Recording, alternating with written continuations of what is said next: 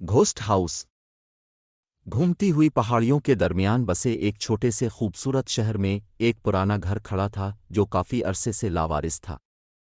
खौफनाक अफवाहों और उसके आसपास होने वाले नामालूम वाकयात की वजह से मकामी लोगों ने इसे घोस्ट हाउस कहा।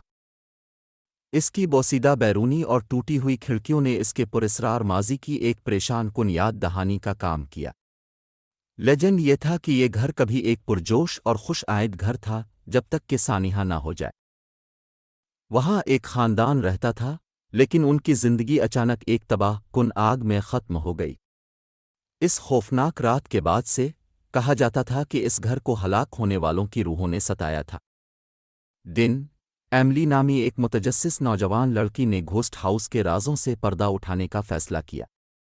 वो इस पहेली से सेहरज़दा थी जिसने इसे घेर लिया था और वो दरियाफ्त करने की ख्वाहिश का मुकाबला नहीं कर सकती थी।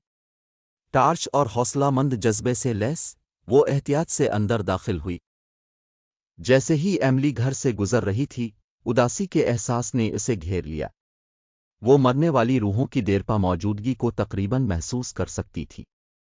हर कड़कुत्ते हुए फर्श बोर्ड और टिमटिमाती रोशनी के साथ इसका दिल धड़कता था।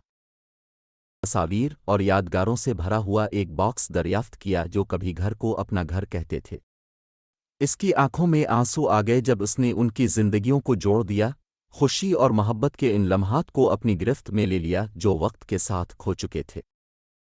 एमली की तलाश के बारे में बात पूरे शहर में फैल गई और आहिस्ता आहिस्ता घोस्ट हाउस के बारे में तासुर बदलना शुरू हो गया। लोगों ने इसे एक प्रेतोदित रहाइशगाह के तौर पर नहीं देखा बल्कि जिंदगी की नज़ाकत की एक पुरजोश याद दहानी के तौर पर देखा और इस चीज़ को पालने की अहमियत के तौर पर जिसे हम अजीज़ रखते हैं।